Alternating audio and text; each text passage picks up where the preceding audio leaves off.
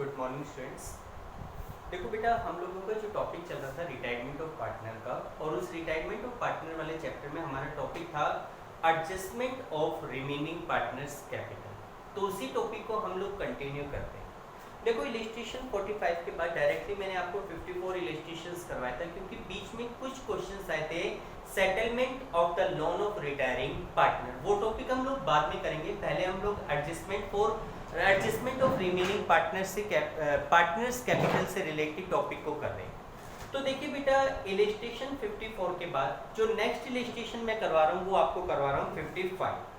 तो देखो, इसमें ये कहा गया है कि A B and C were partner in a firm whose balance sheet as at 31 March 2018 was as follow. Balance sheet आपको दी हुई है। आगे कह रहे हैं कि B retired on that date and in this connection it was decided to make the following adjustment. नीचे कुछ एडजस्टमेंट है। अब आपसे लास्ट में कह रहे हैं कि give journal entry to record the about draft the balance sheet of new firm.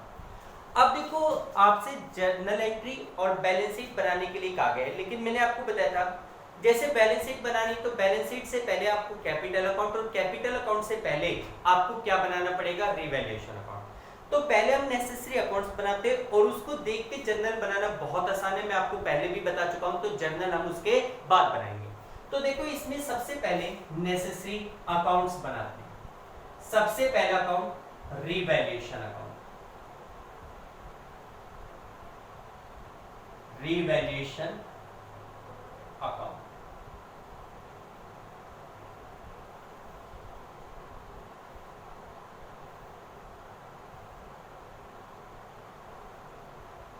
particulars,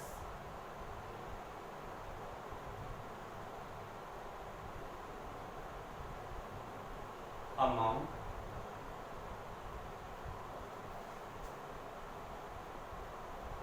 particulars,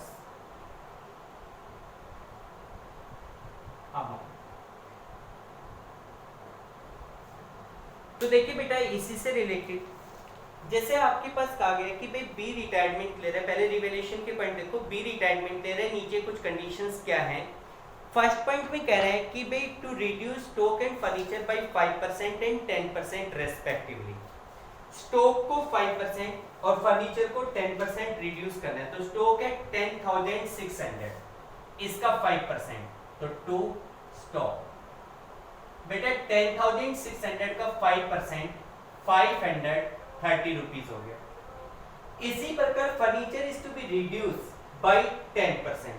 2000 का फर्नीचर है, इसका 10% 200 हो गया। तो to furniture.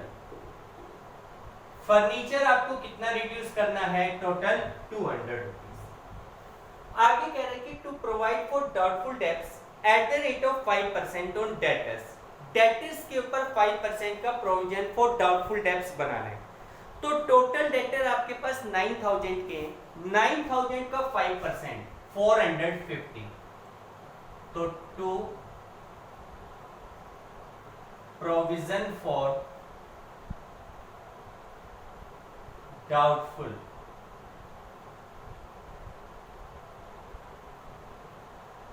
Debts. To provision for doubtful debts 9000 का 5% 450, 450 रुपए। इसी प्रकार ये कह रहे हैं कि रेंट आउटस्टैंडिंग वाज ₹260। भाई 260 का रेंट आउटस्टैंडिंग है एंड गुडविल वाज वैल्यूड 4200। तो ये गुडविल का वैल्यूएशन, इसका तो रिवैल्यूएशन से कोई लेना देना नहीं। पहला पॉइंट कह रहा है कि रेंट आउटस्टैंडिंग 260, तो 260 का आउटस्टैंडिंग रेंट है। तो 2, ये भी एक प्रकार का लॉस है। 2 आउटस्टैंडिंग रेंट कितना हो गया, 260। इसके बाद आगे कह रहे हैं कि गुडविल 4200 है। तो उसके लिए तो आपको पता है एक एडजस्टमेंट एंट्री होती है, गेनर टू सैक्रिफाइसर। आगे कह रहे हैं A and C decided to share profit and loss in 5:3। भाई एक तो जो उनका प्रॉफिट शेयरिंग रेशियो होगा वो 5:3 होगा। To readjust their capital in profit sharing ratio and to bring in sufficient cash to pay off B immediately and to leave a balance of ₹1000 in the bank. B was paid. तो देखो ये capital के adjustment के regarding कोई point नहीं, इनका revaluation से कोई लेना देना नहीं। तो रिवैल्यूएशन में तो और कोई पॉइंट है नहीं, तो पहले रिवैल्यूएशन का टोटल करके डिफरेंस लीजिए। तो अगर आप देखेंगे कि रिवैल्यूएशन अकाउंट में आपके पास क्या है, टोटल कीजिए दोनों साइड का। इस साइड आ रहा है आपके पास 710, 910, 1440, 1440। 1440 से डेबिट साइड ज्यादा है यानी कि लॉस है। तीनों पार्टनर ए बी सी में डिस्ट्रीब्यूट करो। तीनों का रेशियो क्या है, इस क्वेश्चन में रेशियो नहीं बता रखा। तो आपको पता है जब रेशियो नहीं पता होता तो वो क्या माना जाता है, इक्वल। तो यहां पे लिखेंगे by loss transfer to capital account A B C. 1440 को इक्वल रेशियो में डिस्ट्रीब्यूट कर दो, 480 480 480। टोटल लॉस हो गया 1440। ठीक है, ये आपका रिवैल्यूएशन अकाउंट। रिवैल्यूएशन अकाउंट के बाद अगला अकाउंट आप बनाएंगे partners capital account.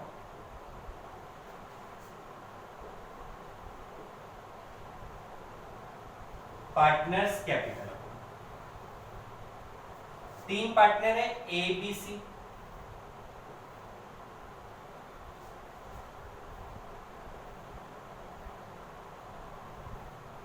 Particulars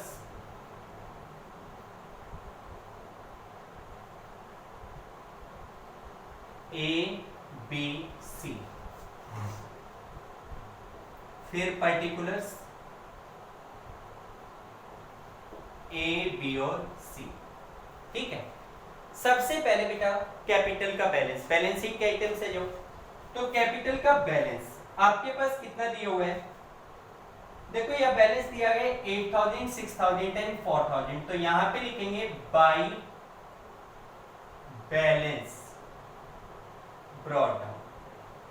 ए's capital account balance is 8000, B का है 6000, सी की कैपिटल का बैलेंस है 4000। ठीक, अब सबसे पहले बैलेंस शीट में आइटम चेक करो। लायबिलिटी साइड में क्रेडिटर नहीं जर्नल लीजर, जर्नल लीजर दिया हुआ है 3000 का जो तीनों में डिस्ट्रीब्यूट हो जाएगा। तो बाय जर्नल रिजर्व 1000 1000 1000, तीनों में जर्नल लीजर बढ़ गया। इसके बाद लायबिलिटी साइड कुछ आइटम नहीं है। एसेट साइड देखिए cassette bank, debtor, stock, furniture. Asset side भी कुछ नहीं है। अब इसके बाद आ जाइए आप, बैलेंस शीट हो गया। अब इसके बाद आएंगे रिवैल्यूएशन पे, लॉस है। रिवैल्यूएशन अकाउंट हो रहा है क्रेडिट, कैपिटल अकाउंट हो जाएगा डेबिट। तो टू रिवैल्यूएशन अकाउंट कितने का लॉस है, 480 480 480। ठीक, बैलेंस शीट के सारे आइटम खत्म। आप आइए नीचे एडजस्टमेंट पे। तो देखो एडजस्टमेंट में क्या कह रहा था कि भाई बी रिटायरमेंट ले रहा है, ये कुछ कंडीशन है। To reduce stock and furniture नहीं, डाउटफुल डेब्ट्स नहीं, आउटस्टैंडिंग रेंट नहीं। एक पॉइंट कह रहा था कि गुडविल 4200। अब जैसे कि आपको पता है कि जब एक पार्टनर रिटायरमेंट लेता है तो उस रिटायरिंग पार्टनर को गुडविल में हिस्सा देना पड़ता है बाकी के पार्टनर्स के द्वारा अपने गेनिंग रेशियो में। तो गुडविल की एडजस्टमेंट करने के लिए आपको वर्किंग नोट में पहले पार्टनर्स का गेनिंग रेशियो चाहिए। अब क्योंकि इस क्वेश्चन में न्यू रेशियो और ओल्ड रेशियो दोनों दे रखे हैं, तो न्यू माइनस ओल्ड करके गेनिंग रेशियो निकालो। तो वर्किंग नोट नंबर 1 यहां पे लिखेंगे calculation of gaining ratio that is equal to new ratio minus old ratio. सबसे पहले भाई रिटायरमेंट किसने लिया है, बी ने। अच्छा, न्यू रेशियो ए और सी का है 5:3, ओल्ड था तीनों का इक्वल। तो पहले ए की बात करो, new minus old. New ratio है 5/8, ओल्ड कितना था 1/3, 24 एलसीएम। तो यहां से 3 5 15 माइनस 8। इस बंदे ने 7/24 का क्या किया है, गेन। सी की बात करें, न्यू है 3/8, ओल्ड कितना था 1/3, 24 एलसीएम। तो यहां से 9 - 8 1/2। 24, ये भी क्या कर रहा है, गेन। तो यहां से आप लिख देंगे gaining ratio of A and C 7:4, base equal है 7:1, sorry 7:1 is the gaining ratio of A and C। ठीक, अब क्योंकि दोनों के दोनों गेनर है तो both of them have to pay the amount to the B। तो अब आप ये निकालो कि B के हिस्से की गुडविल कितनी है, तो यहां पे लिखेंगे B share of goodwill, B share of goodwill. भाई आज की डेट में फर्म की जो गुडविल है उसका वैल्यूएशन किया गया है 4200 रुपीस, और 4200 में B का हिस्सा कितने का था, 1/3, इट मींस 1400। तो B को गुडविल के रूप में कितने पैसे मिलने हैं, 1400 रुपीस मिलने हैं, और उसे ये पैसा A और C 7:1 में पे करेंगे। तो उसके लिए एंट्री क्या होगी, A और C से पैसा लिया जाएगा, B को पैसा दिया जाएगा। एंट्री होगी A's capital account debit, C's capital account debit to B। ठीक, अच्छा अमाउंट कितना कितना देंगे, एक बार मैं रफली कैलकुलेट कर रहा हूं, 1400 रुपीस का 7/8, तो 7/8 के हिसाब से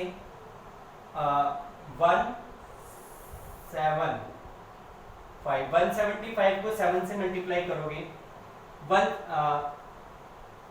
1225, ये तो देगा A, और 175 कौन देगा, C।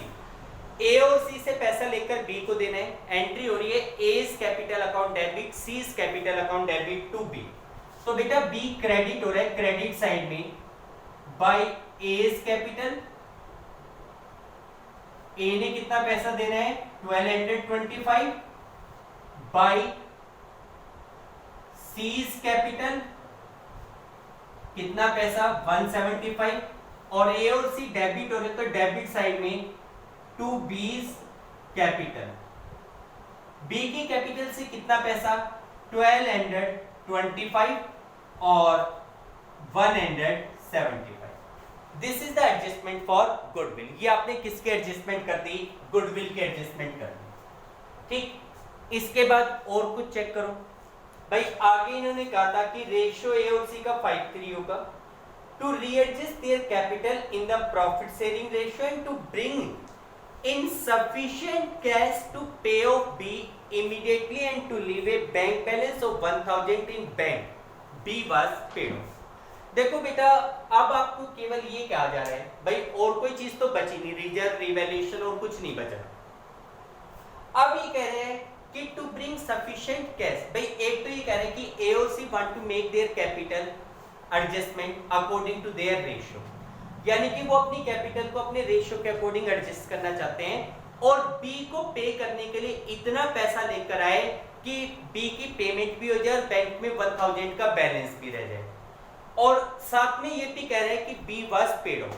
इसका मतलब पहली बात, B के बैलेंस को आपको लोन में ट्रांसफर नहीं करना है, B was completely paid of, B की पूरे के पूरे अमाउंट की आपको क्या करनी है, पेमेंट करनी है।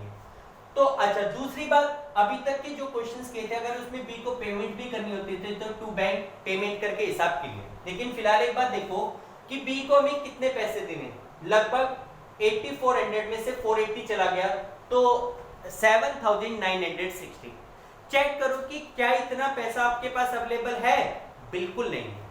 आपके बैंक में 6496 का बैलेंस पड़ा हुआ है, और इसमें क्लियर कह रखा है कि B को पेमेंट करने के लिए A और C पैसा लाएंगे। तो एक काम करो, A और C अपनी कैपिटल को भी एडजस्ट करना चाहते हैं, जिसके लिए भी पैसा लाना पड़ेगा या निकालना पड़ेगा, प्लस में B को भी पेमेंट करनी है। तो आप ऐसा करो कि एक बार अभी किसी को पेमेंट नहीं करो, तीनों की कैपिटल का एक बार क्या निकाल लो, बैलेंस। यहां पे लिखोगे टू बैलेंस कैरी डाउन, तीनों का बैलेंस निकालो। इधर बेटा 9000 में से 1705 रुपीज माइनस करोगे तो 7295 बच गया। 8400 में से 480 माइनस करोगे कितना बच गया, 7960 बच गया।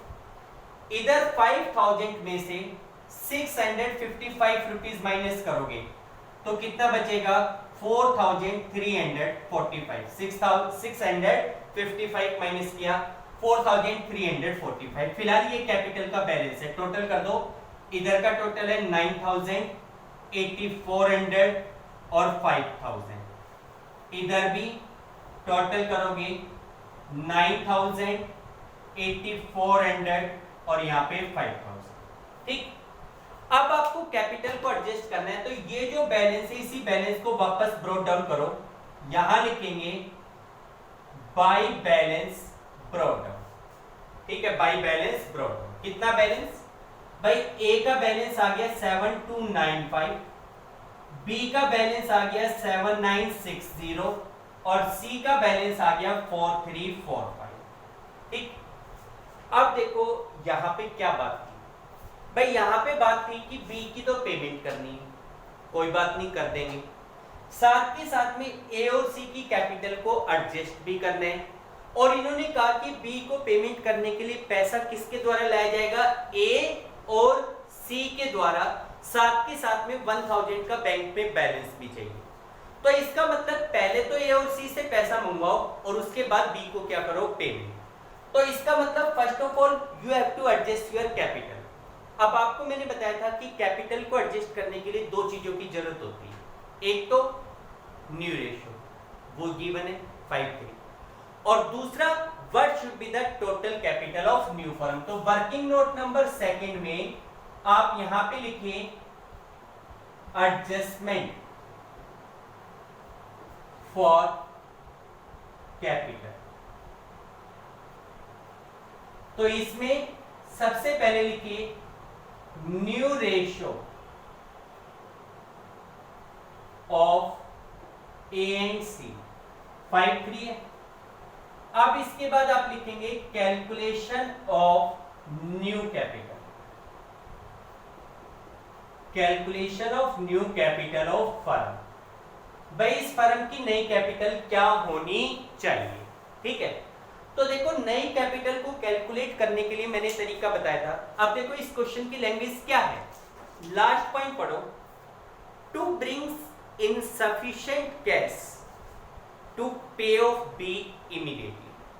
भाई इतना पैसा लाया जाए कि बी को तुरंत भुगतान हो जाए, और and to leave a balance of 1000 in bank, और साथ के साथ में बैंक में 1000 का बैलेंस भी होना चाहिए। तो देखो ध्यान से समझो, भाई बी को पेमेंट करने के लिए आपको कितना पैसा चाहिए, 7960 चाहिए। भाई बी का जो आज का टोटल भुगतान निकलता है वो 7960 का निकलता है। हालांकि ये कह रहा है कि to bring sufficient cash, sufficient cash का मतलब है कि जितनी कैश की रिक्वायरमेंट है वो पैसा लाया जाए। अब एक बात देखो, आपके पास ऑलरेडी बैंक में 6496 पड़े हैं। कितने पैसे पड़े हैं, 6496। तो अगर देखा जाए तो फिलहाल आपको कितने पैसे की रिक्वायरमेंट हो रहे हैं, 1464 की रिक्वायरमेंट हो रहे हैं। भाई आपको कितने पैसे की रिक्वायरमेंट हो रहे हैं, 1464 की रिक्वायरमेंट हो रहे हैं। तो इतना पैसा लाने से काम चल जाएगा। लेकिन एक बात और कहता है कि भाई बैंक में 1000 का बैलेंस भी रहना चाहिए। इसका मतलब फिलहाल जो बैंक में पैसा है वो पूरे का पूरा यूज नहीं कर सकते, आपको बैंक में 1000 का बैलेंस छोड़ना है। इसका मतलब बैंक के जो 6496 है उसमें से 1000 छोड़ने के बाद आप कितना पैसा यूज कर सकते हो, 5496 रुपीज यूज कर सकते हो। कितने यूज कर सकते हो, 5496। तो एक तरीके से 5496 आप यूज कर लोगे तो आपको कितना पैसा उड़ाना पड़ेगा, 2464। तो जब ये पैसा लेकर आएंगे तो इसकी वजह से ये पैसा ए और सी लाएंगे तो उनकी कैपिटल का बैलेंस बढ़ेगा। तो इसलिए आपको अगर न्यू कैपिटल को निकालना है तो उसमें कौन कौन सी कैपिटल चाहिए, ध्यान से देखना कैसे लिख रहा हूं मैं। लिखने को मैं सीधा लिख सकता हूं, भाई पहले दोनों तरीके से समझो। आपको न्यू कैपिटल चाहिए तो उसमें ए की जो प्रेजेंट कैपिटल है वो तो होनी चाहिए, ए प्रेजेंट कैपिटल 7295। इसी के साथ ऐड करो seize capital, seize capital. C की कितनी कैपिटल और चाहिए, 4345, यानी कि सी की फिलहाल जो प्रेजेंट कैपिटल है वो भी फर्म के पास होनी चाहिए। प्लस तीसरे में मैं सीधा लिख सकता हूं एडिशनल कैश रिक्वायर्ड। भाई एडिशनल कैश रिक्वायर्ड कितना हुआ भाई, टोटल बी को देने के लिए चाहिए 7960, प्लस में बैंक में कितना चाहिए 1000, कितना चाहिए 1000, जबकि बैंक में ऑलरेडी कितना है 6496, ठीक है।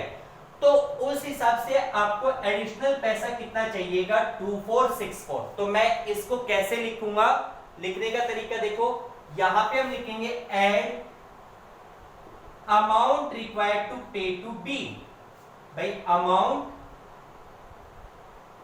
Required to pay to be, भाई बी को देने के लिए कितना पैसा चाहिए 7960, ये चाहिए। इसी प्रकार ऐड करो bank balance required,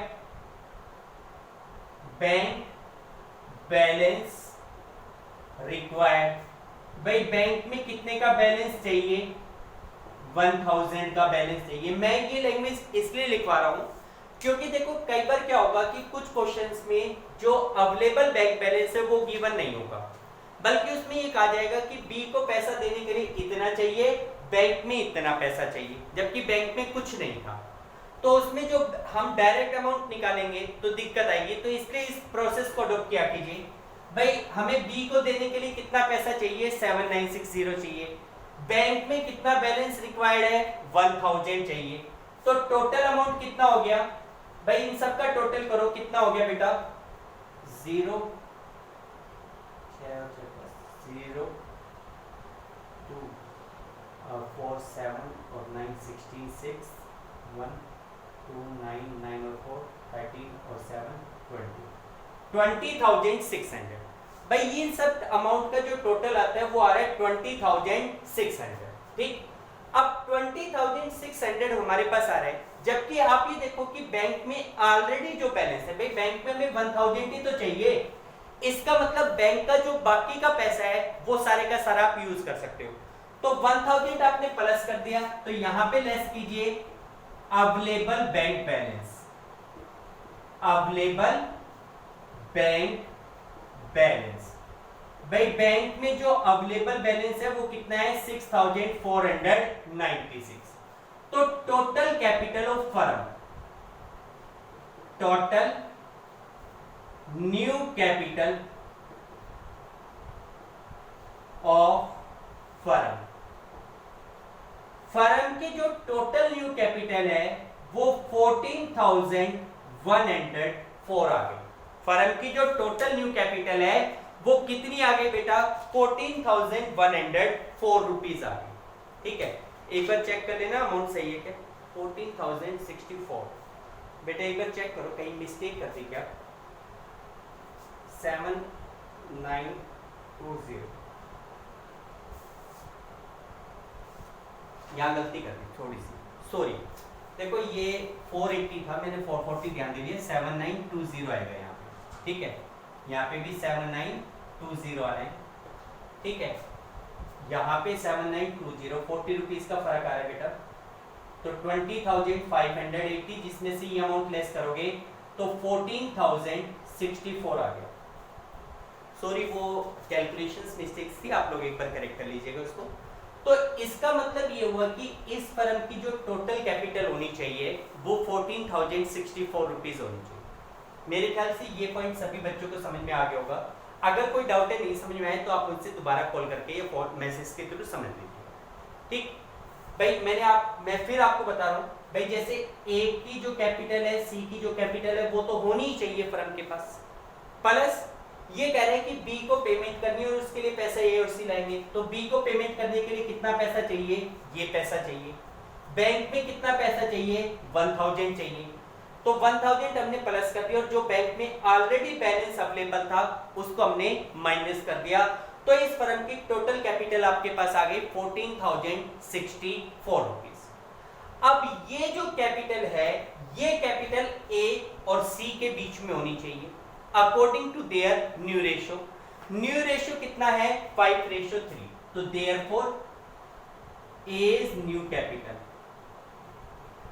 as new capital, A की नई कैपिटल कितनी हुई 14,064 रुपीज का 5/8, तो 5/8 से डिवाइड करोगे बेटा कितना आएगा 1,758 और 8, 1758 को 5 से मल्टीप्लाई करो, ठीक है, तो कितना आ जाएगा आपके पास 8 5 40 9 2 37 3 8 8,790।